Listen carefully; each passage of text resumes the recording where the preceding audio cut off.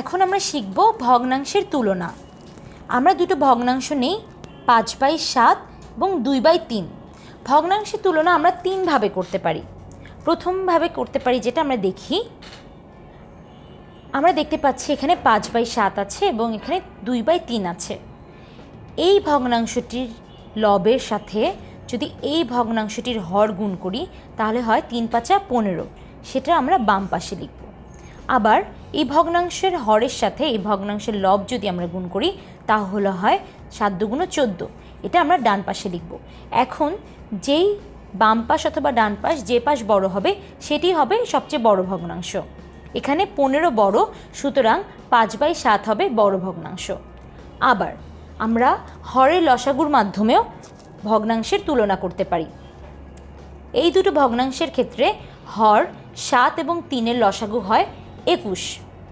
21কে যদি আমরা প্রথম ভগ্নাংশের জন্য চিন্তা করি তাহলে এই হর দিয়ে ভাগ করতে হবে। 21/7 করলে হয় 3। এই যে 3টা পাবো, এই 3 দিয়ে আমরা লব এবং হরকে গুণ করব। গুণ করলে আমরা পাই 15/21। আবার এই ভগ্নাংশের ক্ষেত্রে চিন্তা করলে যদি 21কে আমরা 3 দিয়ে ভাগ করি তাহলে পাই আমরা 7। এই 7 দিয়ে আমরা লব এবং হরকে গুণ করলে পাই 14/21।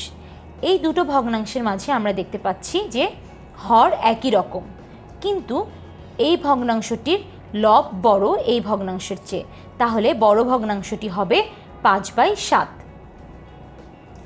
আবার আসি আমরা লবের লসাগুর মাধ্যমে কিভাবে ভগ্নাংশের তুলনা করতে পারি।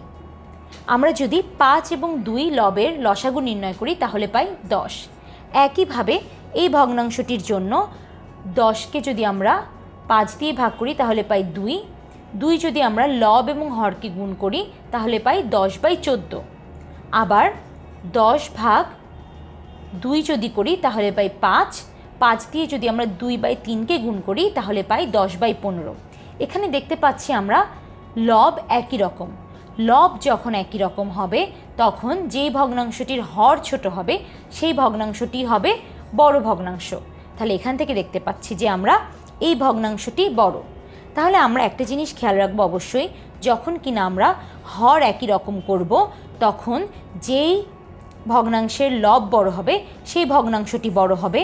আবার যখন আমরা লব একই রকম করব তখন যেই ভগ্নাংশটির হর ছোট হবে সেটি হবে বড় ভগ্নাংশ। তাহলে আজকে আমরা শিখতে পারলাম কিভাবে আমরা ভগ্নাংশের তুলনা করতে পারবো।